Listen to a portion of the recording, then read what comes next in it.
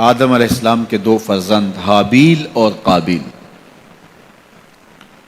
تو ان کا آپس میں الجھاؤ ہو گیا، تو اس نے اپنے بھائی کو قتل کر دیا۔ معاملہ یہ تھا کہ جو سلسلہ تھا بقائے نسل انسانی، افزائش نسل انسانی اور فروغ نسل انسانی کے لیے، وہ یہ تھا کہ چونکہ ایک ہی باپ کی اولادیں تھیں، تو جب ولادت ہوتی تو ایک بیٹا اور ایک بیٹی پیدا ہوتی، تو یہ بیٹا اور بیٹی جو ایک دفعہ پیدا ہوئے ہیں، ان کا آپس میں نکاح نہیں ہو سکتا تھا، تو اس کے بعد جو دوسرے بیٹے اور بیٹی پیدا ہوتے تو ان کا مخالف سمت نکاح ہوتا، تو قابیل کے ساتھ پیدا ہونے والی جو لڑکی تھی، قابیل اس کے ساتھ نکاح کرنا چاہتا تھا، تو حضرت آدم علیہ السلام نے فرمایا ایسا نہیں ہوگا، لیکن چلو تم قربانی پیش کرو، جس کی قربانی قبول ہو گئی اس کا اس سے نکاح کر دیں گے۔ اس وقت جو شخص قربانی پیش کرتا تھا تو وہ جانور ذبح کرے یا گندم یا جو بھی، تو وہ باہر جنگل میں پہاڑوں پہ مختلف جگہوں پہ رکھ دیتے، پھر آسمان سے بجلی اترتی اور جس کی قربانی قبول ہوتی وہ بجلی اس کو اچک لیتی، اس کو جلا دیتی، اس کو کھا لیتی، اور جس کی قربانی قبول نہ ہوتی وہ یوں ہی پڑی رہتی۔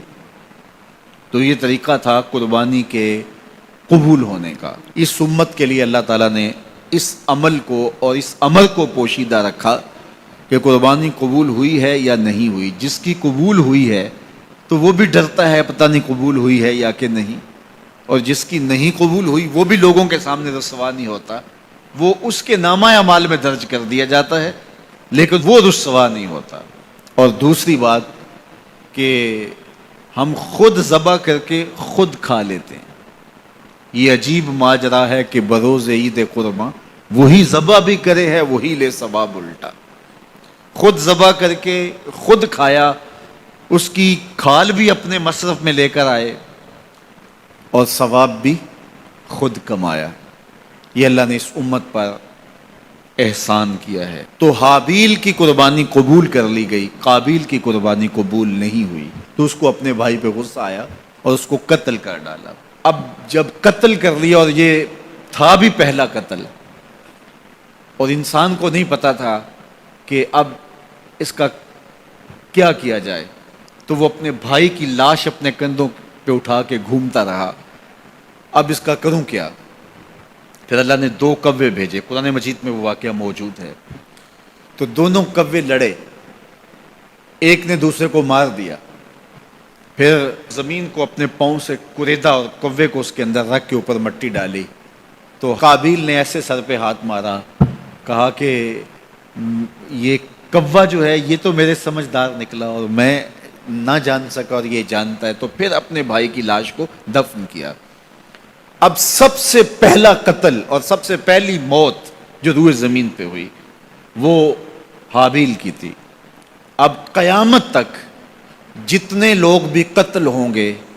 جس طرح قاتل کو اس کی سزا اور اس کا گناہ پہنچے گا، یہ سارا گناہ قابیل کے نامہ اعمال میں بھی درج ہوتا رہے گا، اس لیے کہ اس جرم کا آغاز اس نے کیا۔ آپ سے اگر ہو سکے تو کسی اچھے کام کا آغاز کرنا، کبھی بھی کسی برے فعل کا ذریعہ نہ بننا۔ بعض کا تو ہوتا ہے ایک شخص کوئی ایسا کام کرتا، اس کی دیکھا دیکھی سارے لوگ کرنے لگ جاتے ہیں، اگر وہ اچھا ہوتا ہے تو اچھائی پھیلنے لگتی ہے، اور اگر وہ کام برا ہوتا ہے تو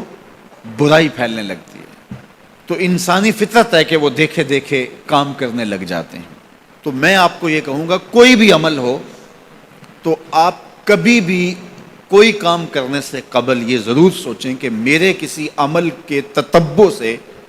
کہیں جو ہے وہ میرے ذمے میرے کھاتے کو ایسی چیز نہ آ جائے۔ اور اگر کوئی اچھائی ہے تو وہ حضور نے ایک دفعہ فنڈ مانگا، تو ایک شخص نے کھڑے ہو کر کے کچھ پیش کیا، تو اس کے دیکھا دیکھی باقی لوگ بھی شامل ہو گئے، تو حضور نے اس وقت فرمایا تھا تاریخ ساز جملہ، من سنّا فی الاسلام سنتن حسنتن فلہ اجرہا، جس نے اسلام میں کوئی اچھا طریقہ رائج کیا تو اس کو اس کا اجر نصیب ہوگا، اور پھر اس کے دیکھا دیکھی جس نے بھی عمل کیا ان کا اجر بھی اس کے کھاتے میں لکھا جائے گا، اس کا اجر ختم کیے بغیر جس نے بعد میں کیا ہے پہلے شخص کے کھاتے میں بھی درج ہوتا رہے گا۔ میرے حضور کا ایک فرمان ہے کہ خیر کی چابی بنو اور شر کا تالا بنو۔ یہ کتنا جامع نسخہ ہے، خیر کی چابی بنو، خیر کو کھولنے والے بنو، اور شر کا تالا بنو۔ کچھ لوگ شر کی چابی بنتے ہیں اور خیر کا تالا بنتے ہیں۔ تو ہمیشہ اپنی زندگی میں کوئی بھی عمل کرنے سے قبل، وہ چھوٹے سے چھوٹا ہو یا بڑے سے بڑا ہو،